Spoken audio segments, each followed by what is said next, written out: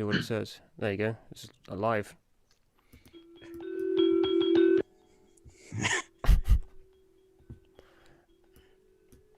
Well, that's really compressing it. Welcome to My Mate's Creative Podcast with three creative guys chewing the cud.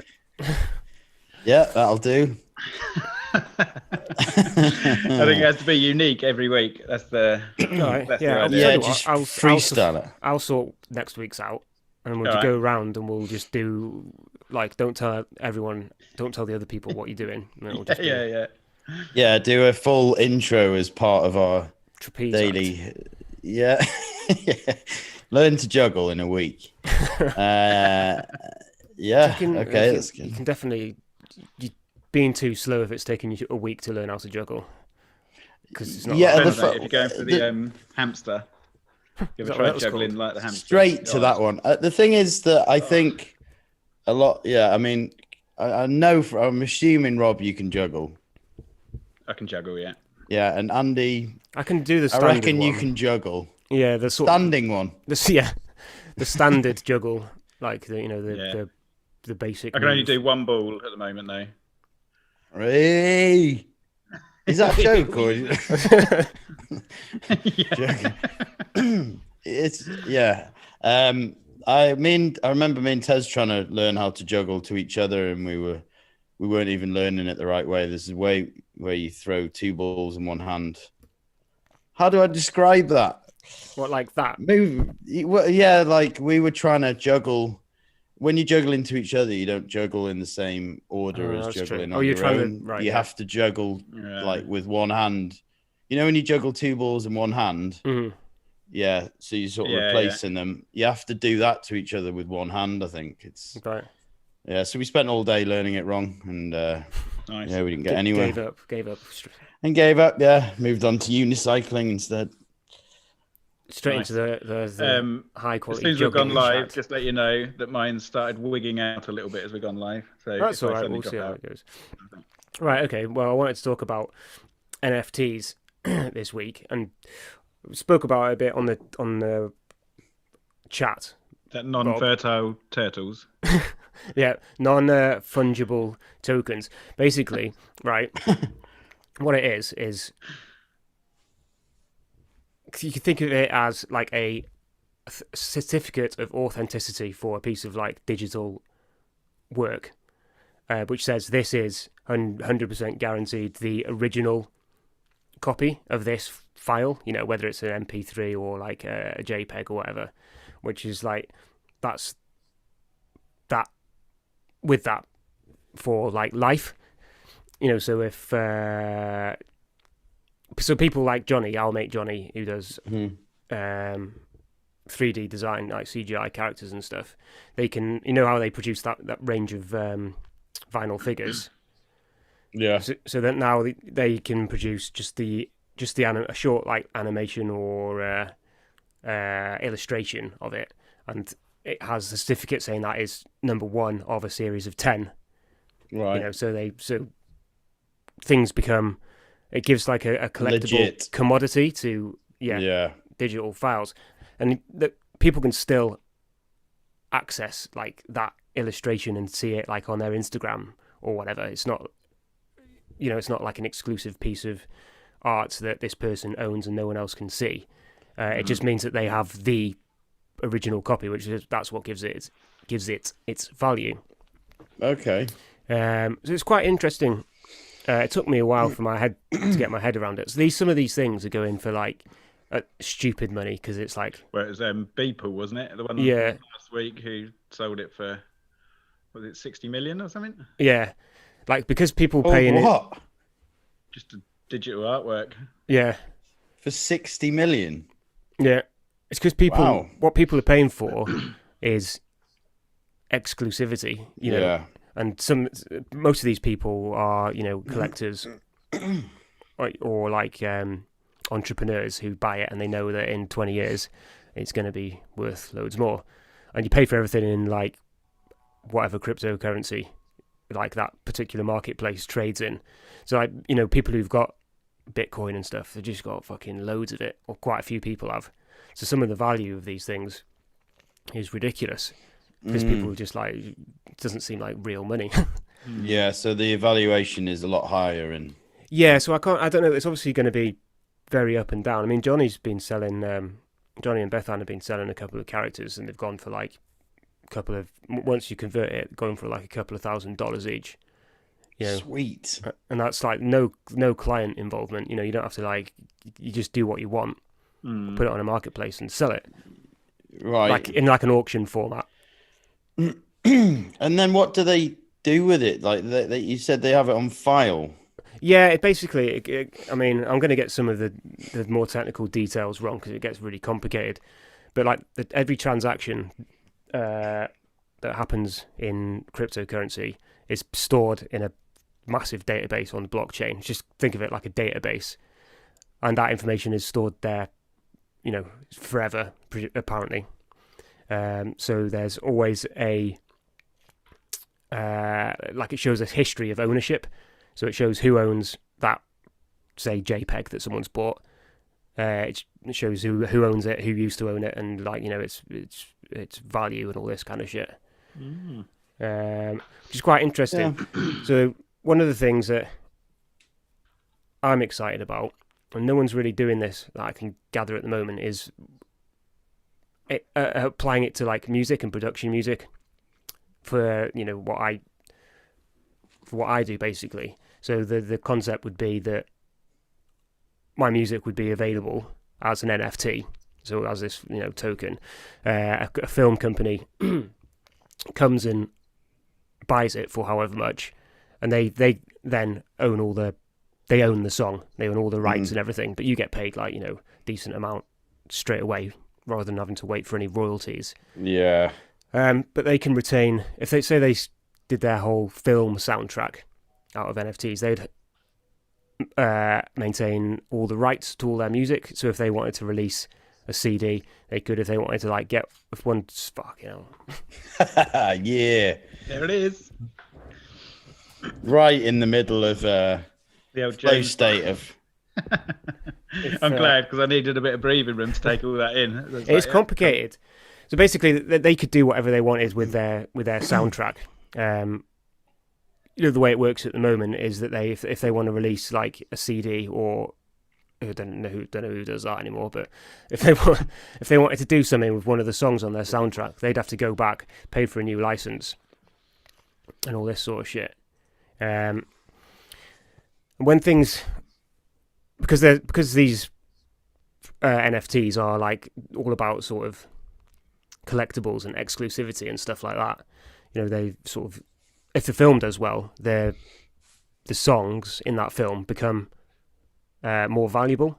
So, you know, people are like they're basically buying the song from like Terminator or whatever the film might be. Yeah.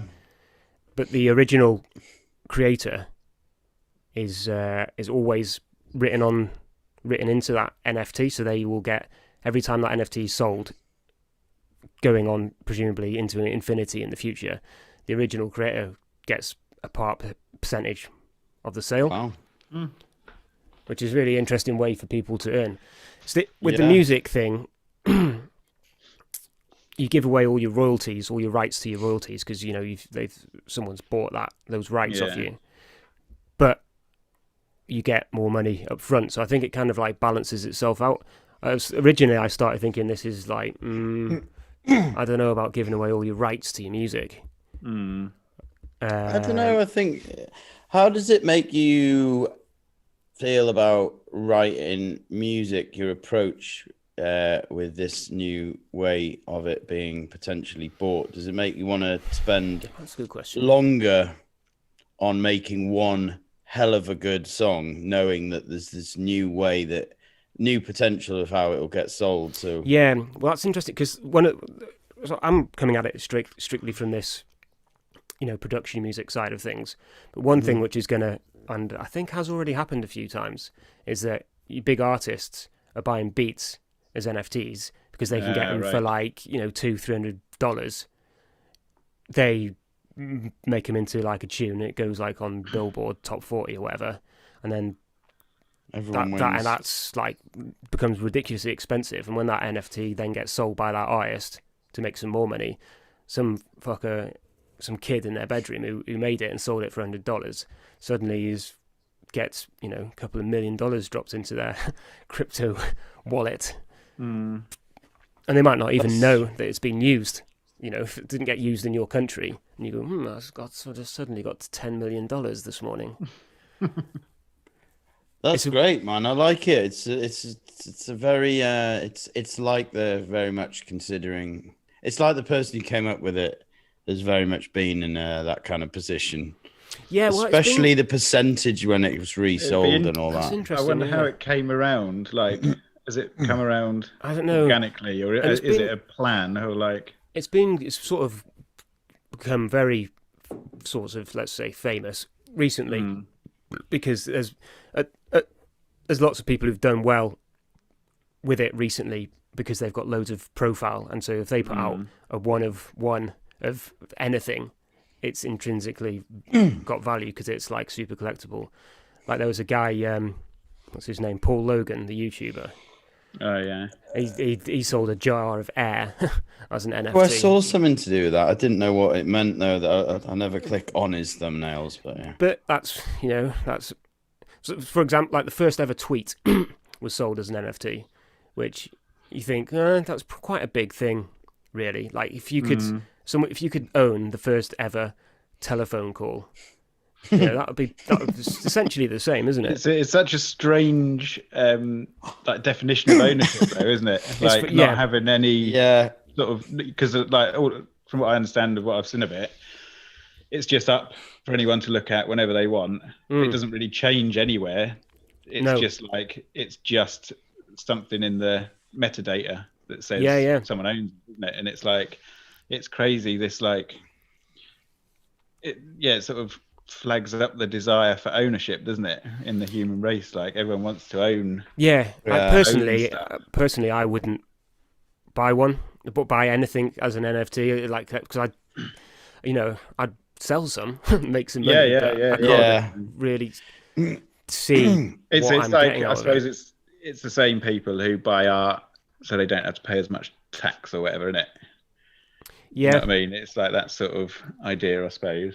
Yeah, the examples make loads of sense for using in films and stuff like that. I mean, that makes loads of sense. It must be a really interesting way, especially if you've got loads of coins in your bank, and you're like, right, let's get some interesting music and own it. It makes total sense. But yeah, they're trying to even like the characters that Johnny and Bethan made. I'm trying to I would like it to be, because it's like a 3D model thing, and it's about 10 seconds of motion, isn't it? I sort of picture it a bit like Black Mirror or something. It comes in a sort of hologram format, and and you sort of put it on the side. It's got a conscience, but you sort of it's like it's a thing that you own. But it's something that you can have in your house, but you just get it have it on your hard drive. Well, one of them dodgy old picture frames you used to get. You remember that you put the SD cards in? Well, there has been some chat about fucking wire hanging down from the wall. That looks terrible. There's been a lot of chat about those sorts of digital frames becoming more popular, and people making really slick ones now that people can have digital art they wanted to display. Just because it's exclusive. I mean, you can just go on Instagram and look at it. Everyone can look at that. I guess what it's trying to do, or what it does do, is give value to things digital pieces of work that up until this point. It's a very interesting idea. People have struggled to the whole music industry has changed. From going online, and people have not made money where they should have done, and it's like people are struggling to find a way to actually monetize it. And I just wonder if this will be the final answer, or this is just like a stepping stone to a slightly more cohesive, because especially like dealing in like Bitcoin and stuff, it's definitely fringe, isn't it? All that. It's still, it is still, I mean, I can't ever see like cryptocurrencies. I mean, I don't know. I'm basing this on no knowledge. I can't ever see like your traditional, your dollar and your sterling disappearing. No, there's too much power involved. I was originally pretty sort of like, I don't know, like that. It just seems like a bubble. And then I watched a few. Getting on it now though, isn't it? Like, yeah, I watched a few YouTube videos about it as well, and people like experts, saying, yeah, it probably is, a bubble, or a trend, but CDs are a trend. Who buys CDs anymore? They're just like a 30-year trend. Yeah, as you say, it's sort of might stepping stone to nuts enough.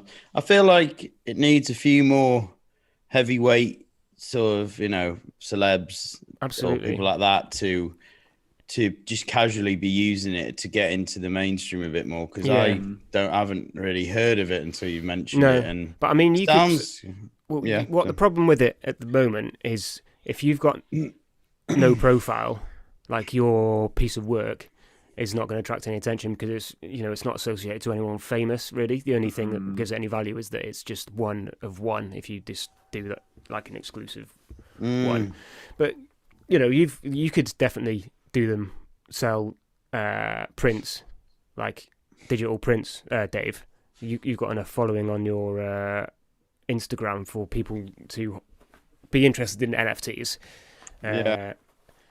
It's quite an interesting thing to sort of to mess around with. Like, so I would put prints on a profile and create a profile, and essentially then... it's like looks like like an Amazon store or whatever. And do I put or an Etsy like store, a reserved price, or you can do? There's loads of different ways to do it. I mean, it gets a bit complicated, so we'll run through on like a catch up at some point in the week about how to go into it. But it's definitely good money to be made, like at the start, whilst it's still like a bubble, and then it's probably going to flatten off a bit, I reckon. What is the platform that people buy on? There's loads of marketplaces. Most of the big ones now, because there's so many people rushing to do it, most of the big ones are invite only. But Johnny's on a couple of good ones, so you could probably just get an invite off him. That is that they already have got it done, Johnny and Beth. Well, he's been investing in Bitcoin for a while, but has he got a fat wedge hidden away on Bitcoin? Yeah, well, possibly. I mean, we're just dragging someone else into this conversation who's not here to defend themselves. I think two of my cousins, they're both like have worked for Amazon, and they're proper tech guys, and they've both, I think, got a decent wedge of Bitcoin. Yeah, my mate bought £9 worth the other day. And then spent the whole week talking about it with everyone he bumped into. £9.30 now. £9.30. Yeah, it's the main topic of conversation for a while. That I think it's interesting. Bitcoin. I spoke to I probably can't say. I won't say who it is. But got a meeting with an online music related website. Quite a big, they're like a blog sort of magazine website, one of those kind of things. So I was pitching they're setting up a NFT marketplace just for music, which I came across, and I found an email, so I emailed them and I pitched them the idea of the production music thing, and they were like, yeah, that's kind of what we were thinking about. So I've got a meeting with them in the week, which could be quite interesting. There's no one really doing the music side of it yet. Because, if you want to be at the front of these things, don't you? You do. Yeah, you gotta. It's a weird thing trying to decide which ones are gonna make sense. But if it feels right, it sounds like you're very enthusiastic about it, which is all that matters. I think it's like there's not. By the sounds of it, there's not actually a lot to lose. No, because you're just putting stuff out that you might have created, so you might have lost a bit of time making stuff. Yeah. But like that's it, isn't it? There's no financial. It costs a bit to list your thing, as it does with anything, Is it? Yeah. It's life. I mean, they like when you sell stuff. Yeah. They sell for loads, and I don't think it's about putting all your eggs in the NFT basket. I think you definitely want to like stick with the traditional publishing, because if some people aren't even interested in Bitcoin, you've got to have a certain amount of cryptocurrency to be able to, buy them. I don't know if there's literally know nothing about Bitcoin. I've managed to stay completely out of I don't know. I just haven't had any interest in it at all. I don't think. I can't see it being like something which gets to a point where you have to know about it, otherwise you're out of the game in our lifetime, in our generation. Sorry, certainly not in the next. It would be like probably not even your kids, Rob. They're probably still going to be on the cusp of like big things with cryptocurrency. Interesting though, isn't it? It's another revenue stream, and that's what goes back to what we've spoken about before, isn't it? Having many options. Because what I've seen a lot of people do is they make like a song, make a music video for it, and they kind of like sell the whole package. So like they make an animation and put a song over the top, and so you're selling like a short film essentially. So we could probably do something between us. Really, we shouldn't have shared this secret with our 3 viewers, should we? Mum, don't get on it. Don't get on the marketplace. All our mums writing down the idea, like, can I get this sorted? I've always liked the idea of making adverts for companies that I really like, and and then maybe sending them a fully finished thoughts, and then buying it, and that would be a funny way to do it.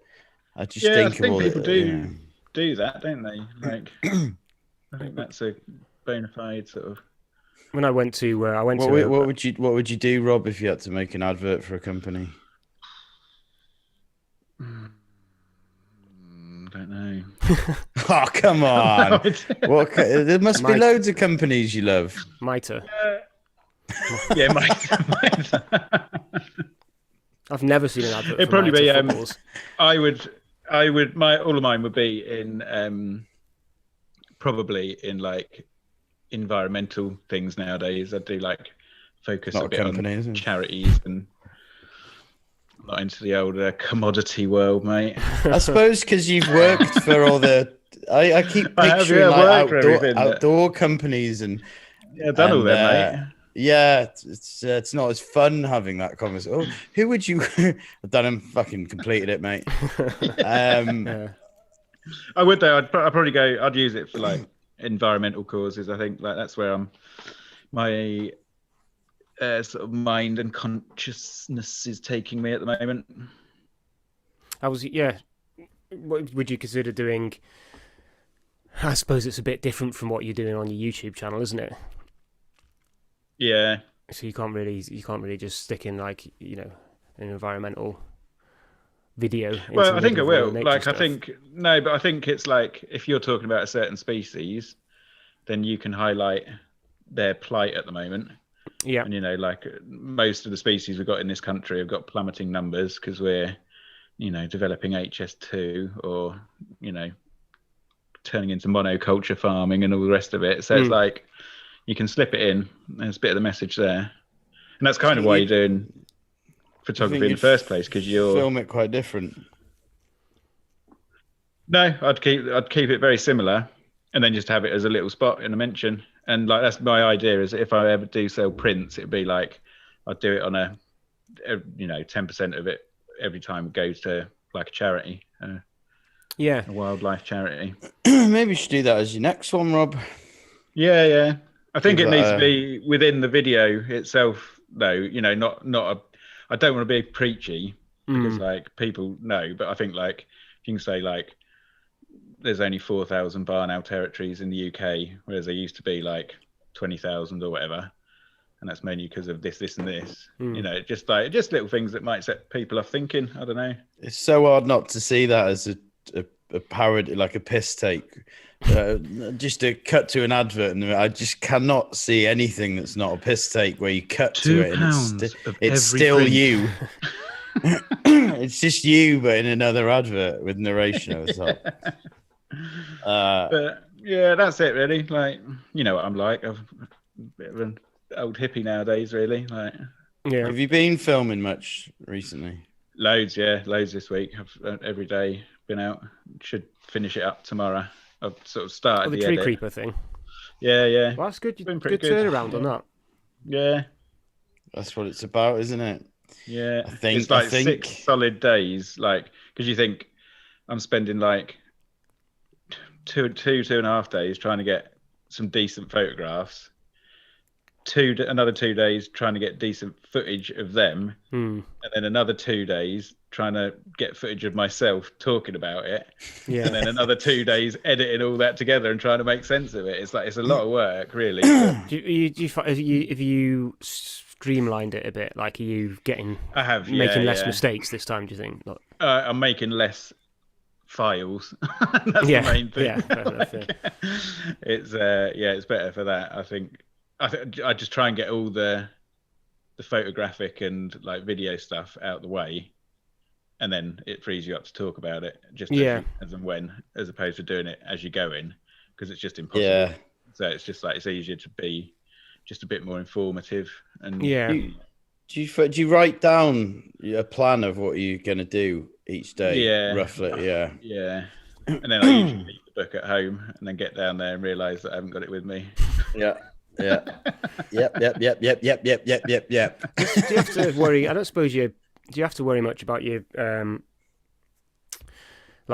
keep getting the weather the same in all the sort of like the continuity of it? No, not in this scenario. The only trouble, I try and keep like continuity the same in what I'm wearing on the days that I'm shooting, because I want that to appear like it's all one day, even if I've got to go back and do a couple of pickups. Yeah. So I did end up like sweltering in a beanie, gloves, and a puffer jacket when it was like 17 degrees or whatever it was this week, just for continuity finding the only bit of shade I could to stand in, so it looked like I was still in overcast. But yeah, that's about as far as I go, because it's not. People understand, don't they, these days? Yeah, that's it. You're not trying to pull the wool over anyone's eyes. It's just what it is. You have more moments or less moments where you're in between filming where you think, what am I doing this? Or do you find that you think that less this week when you were filming?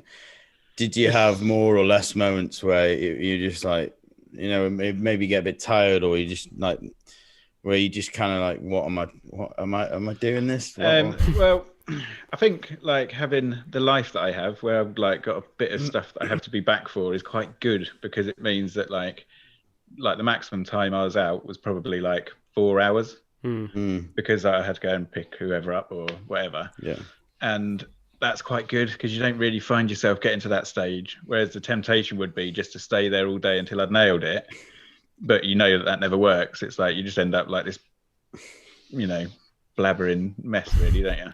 Yeah, it's quite counterproductive, I suppose. Yeah, so it's actually quite good. You're like, right, I know I've got 4 hours now. I can probably do this, and this in this bit. I'm going to do it. And like, I'm not overly pressurizing myself either, because I'm just like, I'm enjoying it. Do you know what I mean? It's like just getting to chill out, sitting down by the river. Yeah. It's pretty nice, really. Yeah. I'm getting involved in loads more projects at the moment, mainly because we're doing this, and it's one of the main reasons why I wanted to do this podcast. It's not for the 6 viewers that we've got at the moment. It's like to do with just sort of becoming motivated again, because I was starting to. I'm sure lots of people were starting to feel demotivated like this now. Towards the end of this like second lockdown or whatever, it's starting to get pretty boring, and then I was all right with it for a while. Yeah, it's just like having that break, isn't it? Like you don't need much difference, but just like being able to go away for a weekend, like that would make all the difference. Yeah, I know what you mean. And that has been really good for me for this. Like, so, like as a creative, you often feel like you're just like scratching into the void, really, a lot of the time, don't you? Yeah. And like, it does hold us accountable, this podcast, by coming up this week and revising it. I feel like we're segueing nicely into what I want to show you. It's just another video. It was every Friday I'm somehow managing to make something. And like it's neither one thing or another. What I've ended up making, it's basically I had this, I found a wardrobe or like a bookshelf. I put it on its side, put some wheels on it, and I've been using it. I was originally using it for like a bar when I was doing the videos as a cocktail artist, and then I started using it to mix paints on. It was just a really good table. It's a good height, and then I kept adding things to it, and it became like this sort of mobile thing that I could move around the studio, where it had all my paints in it, and then I could use the top to mix on. I just loved it, but it was a piece of crap. It was like it's out of skip, and I was gonna take a little break from like doing art tip videos, and I thought, well, it might be funny. Maybe this week's going to be more of a funny one. And I was like, I could make like a really sort of weird commercial for it, and like I could already picture, just like horribly lighting it and me working in the studio under bad conditions, and then that sort of pops up. So what we're talking about before, at this point, I sort of write everything that I'm going to film and then sort of move around the studio and change, But I finished it. This is the thing. I finished it. Didn't show anyone because I just thought I'm sure that's fine. And I uploaded it, and it was just, I don't know how much it really matters what people think, but it was just one of those videos where it was just like, it just didn't hit very well. I don't think, it's like, and I guess I want you guys to watch it and then just literally just, I want to hear your thoughts and what it might make you want to, like, I just want to chat about it. And, and I don't know, because somehow I'm managing to do one video every Friday. Yeah, you've been really productive. But, I guess my question is I want to know what works more than other things and what is best to avoid. I know. Because like I end up like some of the art tip videos end up being a bit too polished or a bit too clean cut the way I talk, but then it makes me go the other way and go a bit too stupid.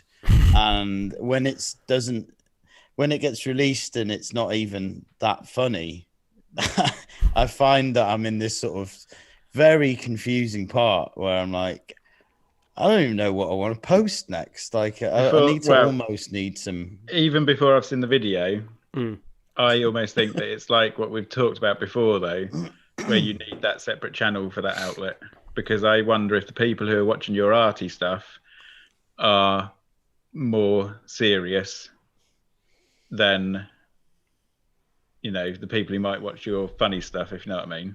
I don't know, man. It's tough because, like, if you look at some of the videos on my Instagram, which are like, funny, stupid videos, there's like 50 plus comments on some of them. Yeah, and they're the stupidest stuff and it's, they have, quite high views, and it's what probably keeps me ending up like, if I have an idea in my head, I end up running with it and taking that risk. But I just feel that I don't know. It's something that's worth talking about. Let's have a watch, shall we? Yeah, let's just watch it. You want me? I've got it here, haven't I? Yeah, it's only about 2 minutes long. Yeah. So stupid, I'll but like share my screen. Let me get rid of that. This is going to get complicated, isn't it? Would you share? Can you overlay it on Dave on an opacity layer? That'd be nice. Gross. Do you want me to record this as well, Dave? Yeah. All right, there you go. That's starting it. Can you see that? Yeah. Yeah. I didn't even know you can do this. There it is. I can't. Oh, what? I'm there. Hang on. There you go. Near the dot of the. Oh, right, yeah. So it's here. Let me put my.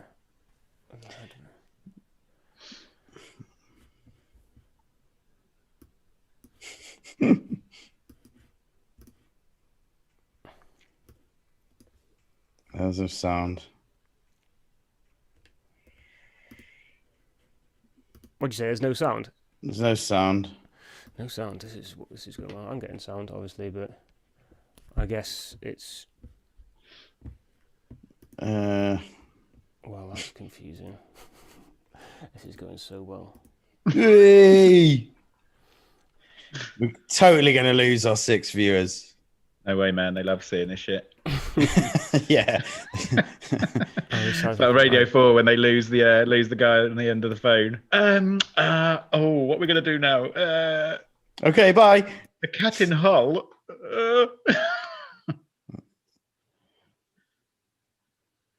I wonder who got the power pack. There you go. There we go. That was good volume.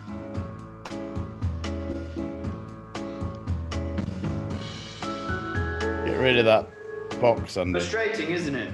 All you're trying to do is create your artistic masterpiece, but unfortunately your creative work area is both unstable and too small, and it becomes a nightmare. Hi.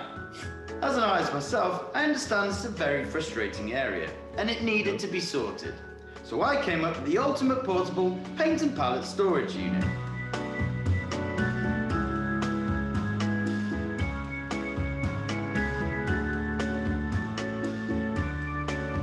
The ultimate portable paint and palette storage unit is with the artist in mind.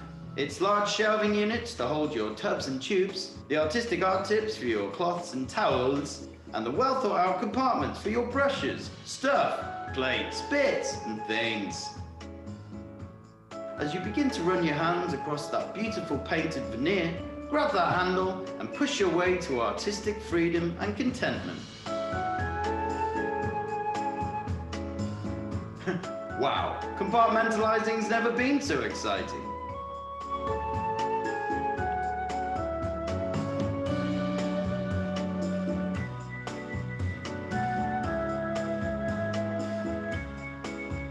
So if you want to be the artist of tomorrow, why don't you consider the ultimate portable paint and palette storage unit? Fits all your paints with no complaints.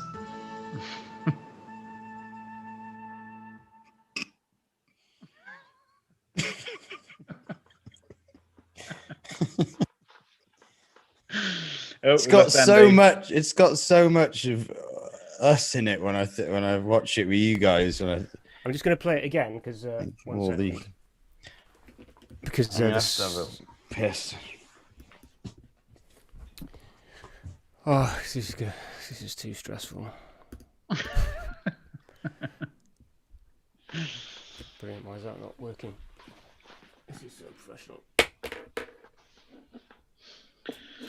So this week, Rob has been left on his own. Oh no, and he's back. No, I'm going to play it again because the sound was dropped out on this side. So.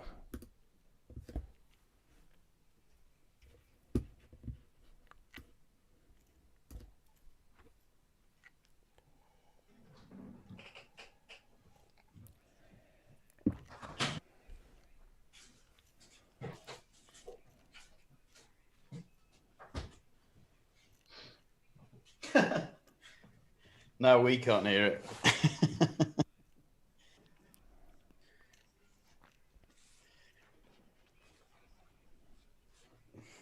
It's just Andy watching it now.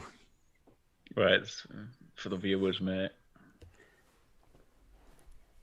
Can you hear it, Rob? No. I can hear it, yeah.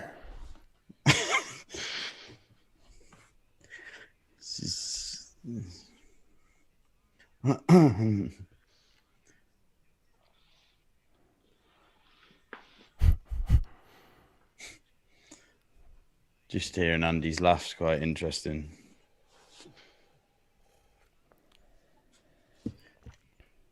The weirdest reaction video on YouTube.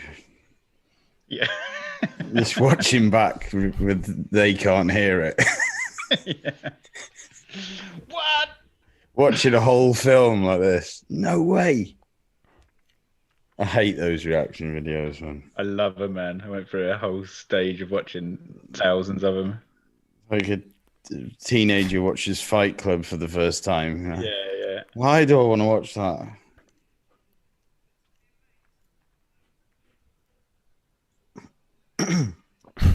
You look like you're like your brother in that last shot, the one before the squirty one, where he's wiping the worktop down. He's always in there. Yeah. So I personally feel it's very nicely made bit of work. Funny, but I do just wonder what your Venn diagram of your audience looks like with what they want to see. Yeah. And, there'll obviously be some people that do, but I think there'll be some people who are more interested in actual art tips, if you know what I mean. And that's not to say you shouldn't post them either, because it's like, it's part of your personality, but just don't expect the same reaction from it, because I think the portion of people who will like it will always be less, because you're doing something that isn't generic. Yeah. If you know what I mean? Yeah, I think that's right on the money. I don't think I expect them to do well, because I know I shouldn't really be doing them in the first place. I don't know though. I think you should, because that is you. It's like part of your personality, and I don't think there's too many people who I don't think we see their personalities online really, and it's quite nice to have that sort of thing. But think of it as a broader marketing term of just like, I do a bit of painting, but sometimes I'm quite a fun guy as well. I was thinking it's because I don't always like to show work that's not finished that I'm working on. I get to the end of the week and sometimes I'm like, well, I don't really have what I wanted at this point. So I end up going down that route. Yeah. And because I happen to have an idea and sort of fill the void with that. But deep down, I know that, posting loads of just me painting is still the better option. But I don't want to post stuff like that. Yeah, and that's it. I think you got to be you. What's your thought process behind sort of not wanting to post anything that's not finished? It's neither. What makes a great video sometimes is when there's a really big, decline in the middle where it all goes wrong. That's your perfect middle of a story to make any video. And a lot of my paintings, the bit in the middle is just kind of, it's a bit like when Rob's out filming, you end up sort of talking about the weather because it's quite literal. I find that I make a lot of videos where so I'm putting on the first layer of paint now, and then I've put that on now. So I'm probably going to put on the next layer because I've done it enough that things aren't going super really wrong. And some things I do, if I'm painting on a pair of trainers, or if I was doing an abstract piece of work, something very different, then there's lots of times where you stop what you're doing, get the camera and you talk to it and you go, yeah, so it hasn't really been going to plan today. And it just makes great content to put together where there's loads of bits where you sort of stop and say, it's not going well. But one too many painting, things where I paint and film it and chop it up. And it's just kind of going in the right direction. I think I lose interest with it. So I'm trying to I think sometimes I do that video, as stupid as it was, I was still doing quite a lot of, things to do with filming that, I take to the next one, even stuff because the studio lighting, natural light changes so much throughout the day that I start with daylight, on the white balance, and then when you play it back in the edit, it's really yellow, and it's just all these little things that you do get. But I guess part of showing you that as well is some of my habits that I get into, where I think the one that I'm not sure of is that I couldn't get my head around, but I just went with it anyway, is the fact that there's me, and there's me being this sort of sarky presenter guy. In my head, I'm sure that would make sense, but I feel maybe it isn't. It doesn't. It's it is a bit. I've lost some self-awareness sometimes doing that. I don't know. It's doing those sorts of things is rarely a waste of time, is it? No. Really, because like you say, you're improving, you're using skills. You're basically like practicing, aren't you? And whilst you're not making any money directly from it, that's kind of not really the point, is it? I mean, it's I not think, at all. No, it's me progressing as an online personality. yeah. Where does where does it fall in your views, Dave, compared to others with a similar time scale that has been? Weirdly, it's still got like about 700 views, but do you know what? It's not the views; it's the quality of the content, the comments underneath. Yeah. Like, there's a few things I just love to tick off. Like, I love seeing that like certain emojis, and it's something addictive about it. And what is part of that even if a video is a bit of a flop, like it's only then you release one that's funny again, and everyone just forgets the last one you did. It's like, so I almost took it down because I wasn't happy with it, and I just kind of decided to leave it. But you just know when something's good and something's like meh. It was like, I don't know. I'm just a bit confused with like the Art Tip Friday videos. You've seen them. Yeah. Like, what are your thoughts on them? I really like him. I think they're, like you were saying before, you thought they were maybe too serious, like the sort of the way you were talking and stuff. But I didn't get that at all. I think they're pitched at the right sort of level. They're not. I think the content, because the tips, whilst they're serious tips, they're not like, how to clean your brushes. Yeah. It's kind of like sort of a bit more interesting tips than that. The thing is, as well, it's like people are getting something from that.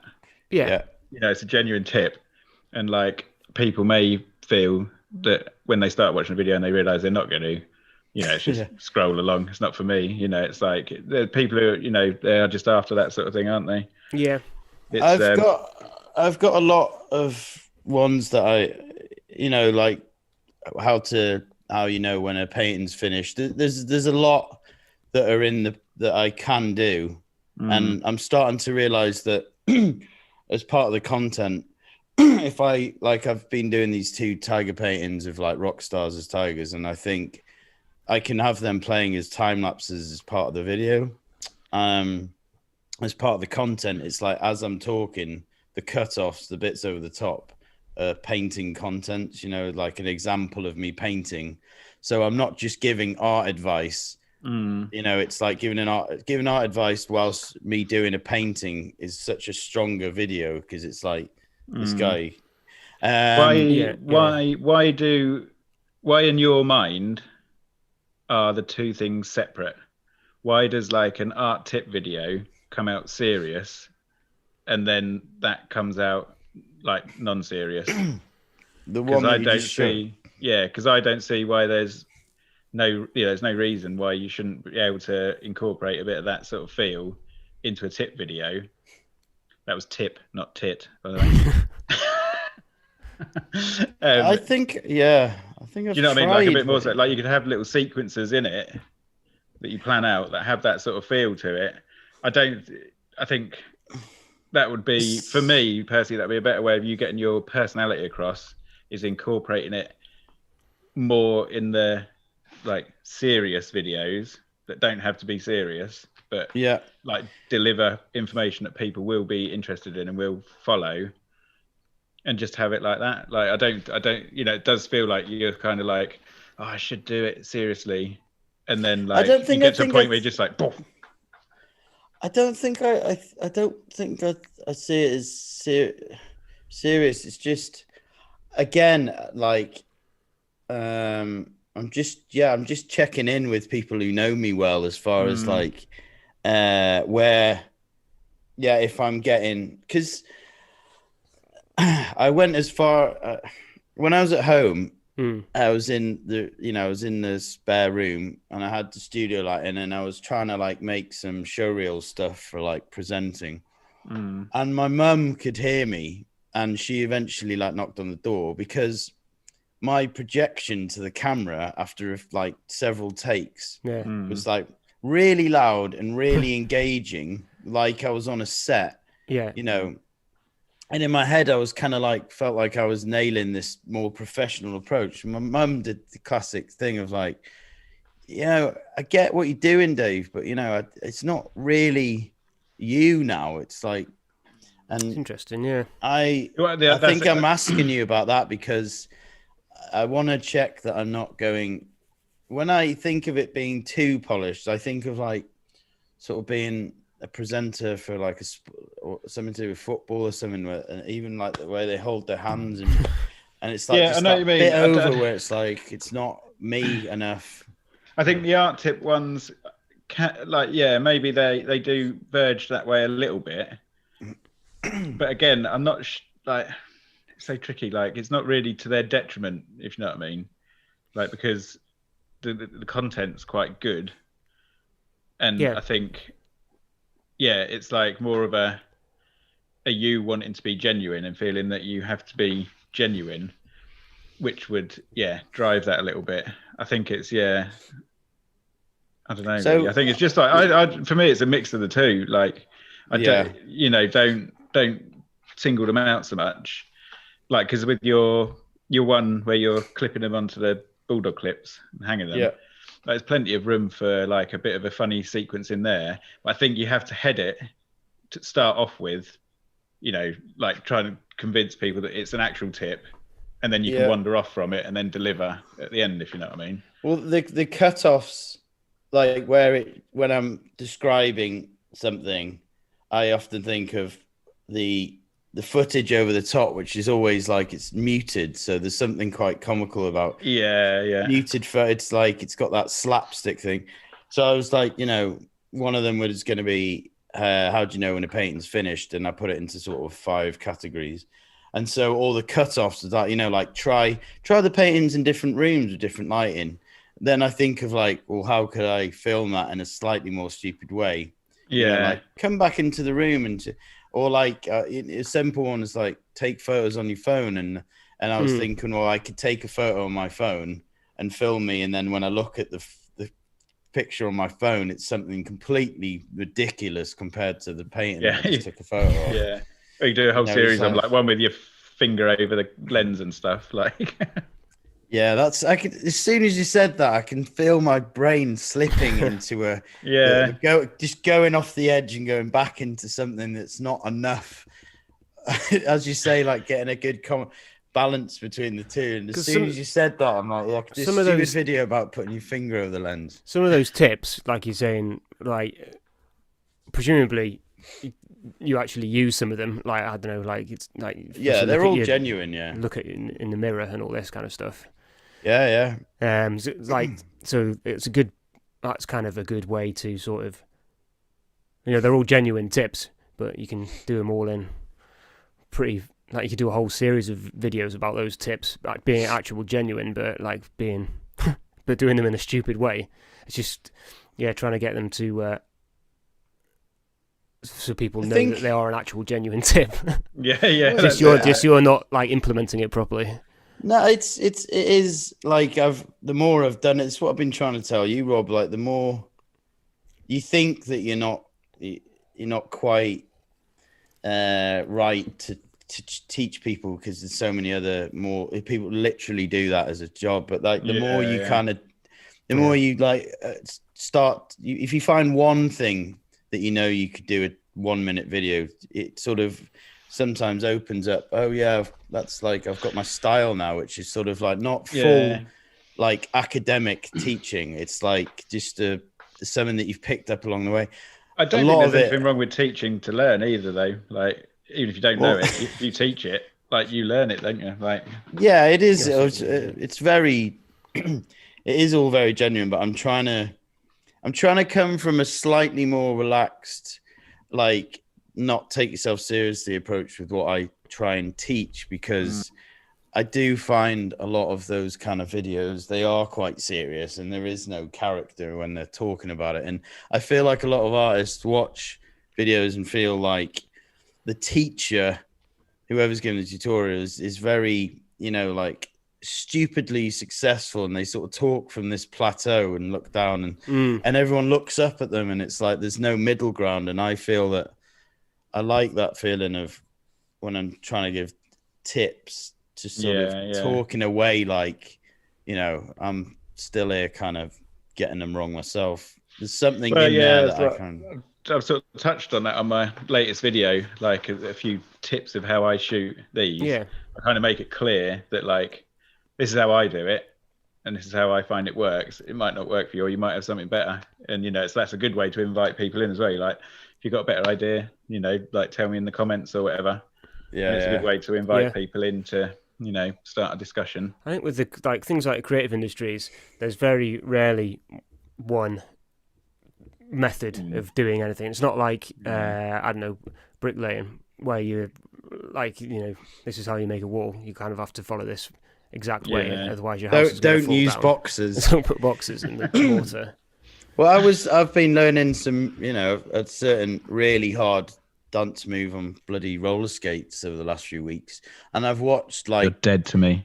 Yeah, and understandably, I've watched like 15 different people teach it on YouTube, and I ended up like taking a combination of a few different teachers who taught it, and the way they went about it, and they were, some of them, the quality of the videos nowhere near as good as another, but the way they put it together based on their experience, and I could already now do a video about what I've learned from that and talk from a very... my way of teaching would be based on only roller skating for like 4 weeks, and be like, I would be almost teaching it like, it's not that hard if you think about it like this, but if you've been doing it for years, you just don't teach things like that anymore, do you? Teach it. Yeah. Like, I know what you mean. There's a lot of the people that I follow, tutorial wise, for mixing and stuff like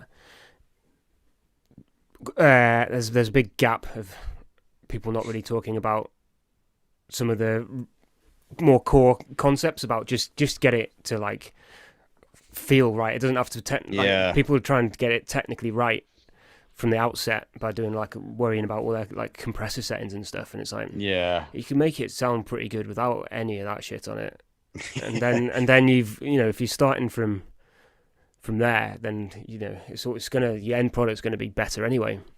If you heard that guy, sorry Rob, have you heard that guy who's on YouTube? He's got a really good like approach, and he makes compressors. He's got long hair, and he's Gregory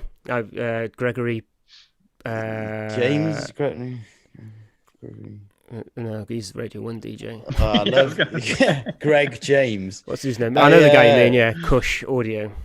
I'd done a few beers, and I started watching loads of videos on YouTube about compression. Friday. And but the way he talked about compression was just wonderful, because like compression can quite quickly feel very daunting. How many compressors do you need and all this, and like pretty much every company makes their own version, and the way he sort of broke it down was just like the essence of how to sort of teach with this sort of calming. It was great when I was he's just compressing some drums on that video, isn't he? Gregory Scott, it was really good. He's got some great. That's the only video of his that I've seen where he actually shows you anything. Most of the time, he's just like talks philosophy of like the philosophy of making music. I mean, sounds like right hippie stuff, but it's quite interesting. It's important. He's got this thing where he's led into meditation, I think, and kind of like looks like that kind of person. And he says, like, when he's trying to EQ something, not all the time, but to listen to everything apart from the thing that you're EQing. So, like, if you're EQing like the guitar, listen to everything else apart from the guitar, which is a really hard thing to practice. But I've been putting that into practice, and that makes quite a big difference. As opposed to when you first start and you isolate the guitar only, EQ it, and then put it back in the mix. It sounds awful. And you go, yeah, that sounds better. Yeah, it's a stage I'm at. Yeah. Or listening to you mix through headphones and putting loads of reverb on your voice, and then like playing it out of the other speakers, and it is laughable how bad it is. It's like two completely different songs. Someone in a church and a rock band in the other room. Yeah, I hardly work on headphones at all now. Only when it's quite good for certain things, but overall, just doesn't happen. Yeah, it's no, don't know where. Very good. I love it, Dave. You started checking yourself now, haven't you? It's like, that story doesn't go. One thing I was also going to say, because I'm glad I think I'll. As I say, I just needed some sort of. Yeah. I just needed to talk to my creative mates because that's what I needed. But I've noticed as well that I'm getting more messages with people asking or sending pictures of their work or asking advice. It's suddenly like, because I sent you those stats this month. My postage and outcome is literally like 70% higher, and those little things I'm starting to realize people get in touch, and you don't realize for someone got in touch and they've been following me since like 2017, and they sort of you just give them a tiny bit of advice which you think you don't really think is that important or something, and then they give you a really lovely reply, and you think it's a good reminder. I mean, that we should all be reminded in our fields that like we've been doing it that long that you don't realize where you are in the queue for like mastery, because you are way into it. With mine, I get with mine, I get those kind of things through Instagram, but like, I think we should, as far as trying to teach, which again, Rob, especially, I would like to see you do a few. And you, Andy, I'd love to see you both do just like a minute video, like the first task, even if you don't post it, but send next week what both of you should do a minute video of just teaching something, or like talking about a lens, or talking about the main bit of equipment, Andy, that you still use, even if it's like hooks to hang your cables on, just a little hack. Thought we already had some homework this week though, man. Rob, you're not getting out of it. You're doing I'm a busy boy. That's the quickest video to make. No, I'll make one of those. Yeah. All right, Andy, you're up. Rob, I'll let you off this week. No, I'll try. I will try, but my video is going to take priority. Yeah, I understand. I do have I have an email address on my website if anyone is watching this who wants feedback on their music. On my website, groundbird.tv, I've got a separate email address on there for people to email me, and it's mainly like students that get in touch. Yeah. Like with their third year sort of portfolio pieces and all this kind of stuff. I get like you pretty much taught me everything I ever knew about making music on. Yeah, I get a lot of on computer. I do get a lot of contact through there, and like most people, well, everyone's dead appreciative, obviously. What I like is the ones who like go away, take your advice, and like go away and make changes to their like show reel or whatever, and then send it you again. Which I say, send it us back so I can see it again. If I'm ever need, a junior, I want to know how someone works to feedback, how well they sort of interpret the feedback. So it's all useful stuff for me, as well as like it does feel nice to help people out and all that. You can also send nudes to that email address. Yeah. Do you think you were ever, either of you, do you think you were you more precious about your work, and like, were you more touchy about comments, like constructive criticism, do you think you less now than you were, like noticeably? Yeah, I think I am, and I think that's probably due to the changing nature of where you release your work, and also you just get used to it. But I still like that. My main problem comes is when it's from someone who I don't necessarily. You haven't kind of, I don't know, when you don't really sort of trust them anyway, or like, do you know what I mean? When their opinion, we don't really care about their opinion because you wouldn't go to them for it, sort of thing. Yeah. And someone just gives it to you, and it's like, well, I don't really care what you think. Like, I think it depends. I do still like mostly. The times when I get annoyed with stuff like that these days is when I think that what I've done is really hit the nail on the head. Sometimes you send stuff off and you go, not sure about that, and it comes back with feedback, and you're like, fair enough, and that's fair. But hate them. I did, I was doing a job for, I can't remember who now, and I did like nearly 20 different pieces of music for this, and they were like, no, more like this. Kept changing the brief basically, and in the end, they were like, they said they liked the last one, and then when they put the video up, it had just some stock music on it. Oh yeah. I mean, I still got paid and that, but it's like, well, just thrown. I don't know what I got paid, maybe £800 or something. Thrown all that. I mean, what are you doing?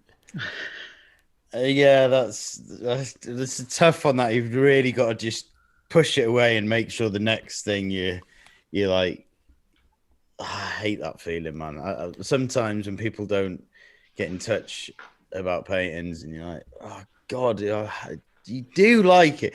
So there was something that came to my head then. So the other day I've been working on tigers, but like as famous guitarists, and I'd drawn it all out and I was blocking in all the colors and I was really getting into it. And then one of my studio neighbors from upstairs sort of popped in and he went, oh, that's looking good there. Yeah, is the head a bit small? And I was like, and like for me, more than ever, I listen to not the average man as in, not in a bad way. I mean, like the man on the street or whatever, like it, because I'm pretty convinced that the head is too small if he's saying that. I don't go, no. Like I am sold straight away.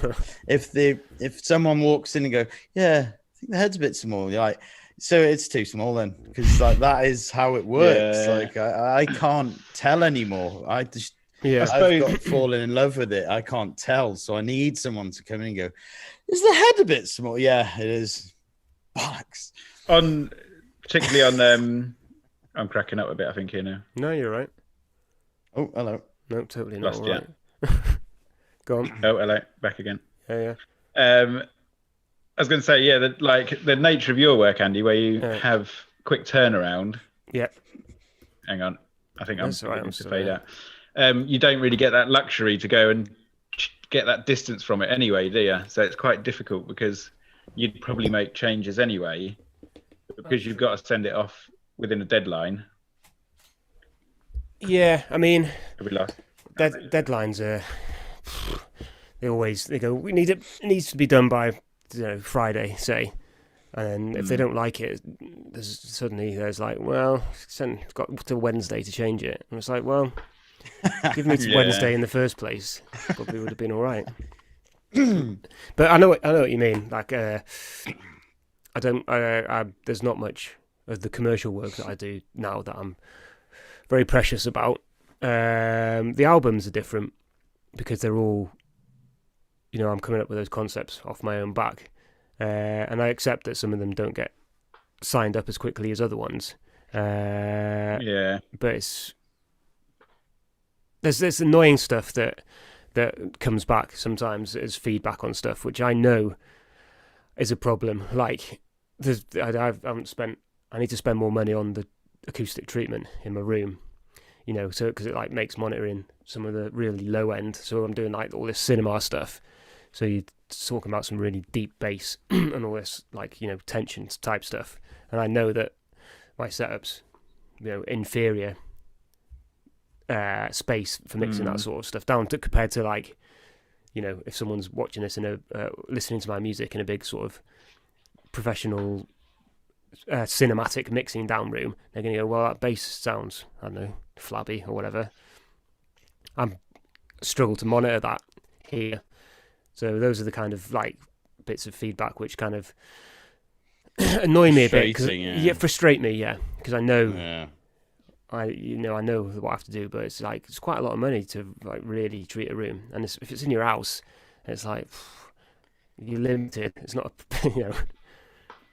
Deadlines are funny with stuff like that as well. Like with filming, especially, like the color grading and stuff like that. When you're trying to get something finished, and then you get to that final day where it's like you're just trying to get something or release it, and you're just looking at the color grading, and you still know that it would take like another day or two sometimes to really get it all matched up. And I think it's that feeling of knowing I'm losing you a bit here, chap. yeah, Sorry. you've got to finish something, but you can still see things that you could spend an eternity on. Yeah. And when you don't have a deadline, it's like, when do you just throw in it's finished? Yeah, that's hard, isn't it? Well, that's probably not a bad place to wrap it up. Yeah, I reckon if Robbie's still with us. Yeah. Vaguely, roughly. I've got another camera. I'm just waiting for a different. I've got, for some reason, its connectivity is like one of these like ridiculous rare USB connections. You know what I mean? I think I've got a lot of USB cables, so I was like, I can use the other camera to stop it going off all the time. And you look at it and you go, I don't have that cable. I've got fucking loads of cables. Not that one. Yeah, I'm sorry to hear that, man. But next week, that's one of my homeworks, is to keep my camera on. So much homework. Are we doing photographing objects? Photographing your workspace. Yeah. I got new, and a video if we can. Yeah, I got a new camera phone, and that's not even true. I got my camera phone back, and I was like, I'm going to take a few photos of my trainers. That'll be fun. And I ended up spending a few hours like lighting it and everything. And I put some classical music on. I found it a really fun little process, because like it was a Sunday, and I don't know, it was quite funny, like trying to set the lighting up. Like when you have to do it this week, especially you, Andy, when you play around with lighting and, the shadows and all that, and just see how well you can take a photo of something that's like a tool or piece of equipment, and just see what like and colors and like little props that sometimes complement it. I know what you mean. It was quite an interesting little task. Be interesting to see what you guys come up with. Yeah, definitely. All right, okay. Nice one. Until next week. Very good.